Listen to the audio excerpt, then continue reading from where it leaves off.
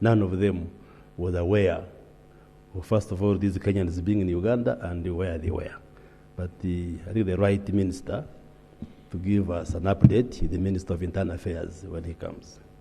Thank you. And regarding the media, let me just, like we have said, if an investigation is going on, let's wait for the report, but also probably to inform the media that we have what we call minimum broadcasting standards.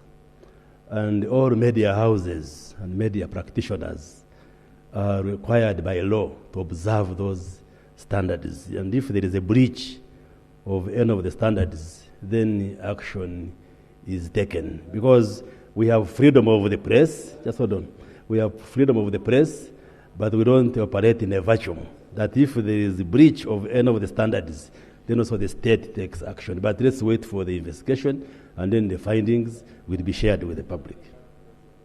Okay. If the speaker allows. Thank you, Mr. Speaker, sir.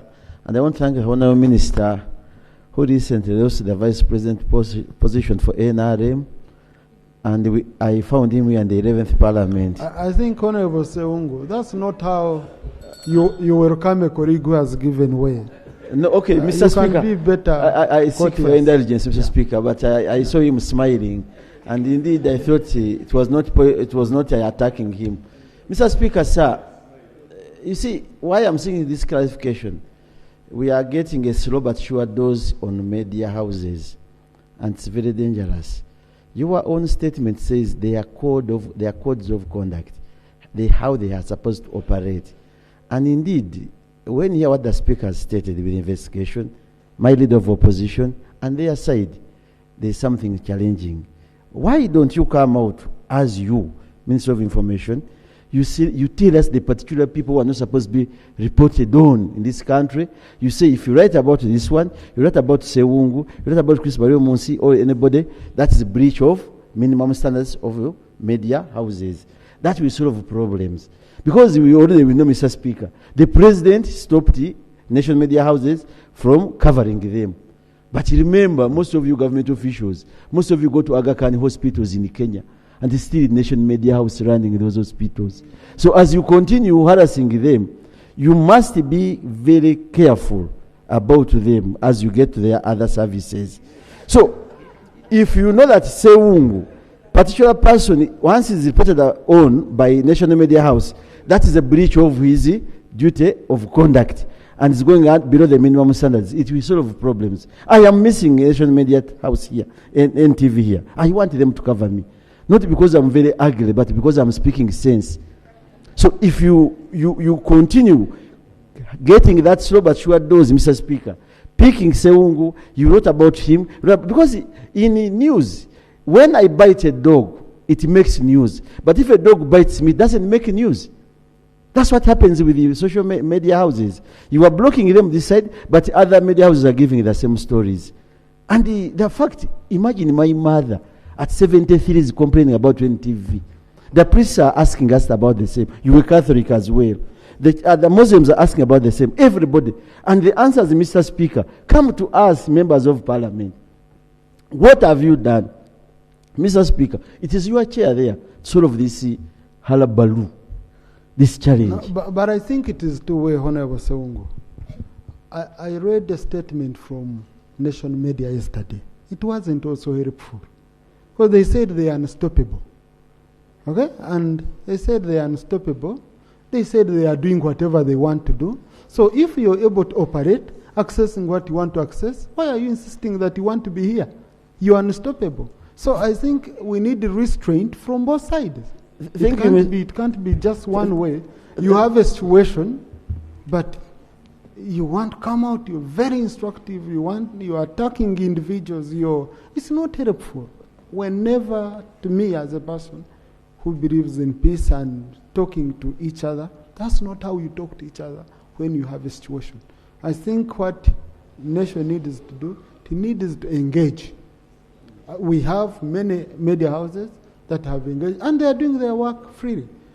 To me, that's what I would think, but I don't know. It's up to whoever is operating the way they are operating. Thank you, Mr. Speaker, sir. And since I have your number, you also have mine, I beg to share that kind of statement. Otherwise, we shall also talk to them. Because even me here, you are going to stop me from talking. And that's the practice in the Parliament. But otherwise, Minister of Information, take my words very seriously. A slow but sure dose will also affect you. Will affect me and it's affecting everybody. Pick those people, say, once you write about this one, you shall close you down. I don't know what you were clarifying or what, but I think there is no crisis. And like the right honorable Deputy Speaker guided, like I said, he has information, there's an investigation going on. Let's wait for the results. And it's true, like he said, any TV or any other media house is free to tap content from UBC. So there is nothing which stops any TV or any media houses from getting content from the national broadcaster. But really for emphasis that the media is regulated in Uganda, we should not debate as if the media has free range to do anything it wants. Not that there are even radios we have suspended and put off, especially in this electoral season when they become irresponsible. So, Honorable Ssewungu, your threats notwithstanding that we shall get affected, I think you should allow the state and the government to regulate the media so that we have responsible media in Uganda. Okay. Thank you, Honorable Minister, for taking this question for clarification. We acknowledge that the government regulates, and where there is a violation, I think it's prudent for the government also to be honest and transparent in whatever they are doing. If there is any breach of the minimum broadcasting standards, we ought to know. If I'm accused of murder and I'm being investigated for murder, they will tell you we are investigating so and so for a case of murder that has been committed in this area. So can you inform us?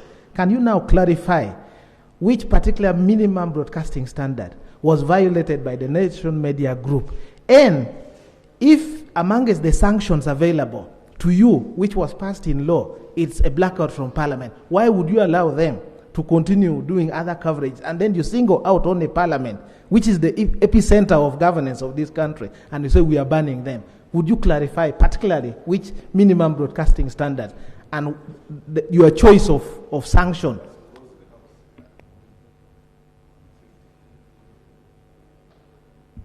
When a matter is under investigation, as you know, as a trained lawyer, we minimize the debate in the public until when the report has come out. So I just ask you to be patient, and then the report will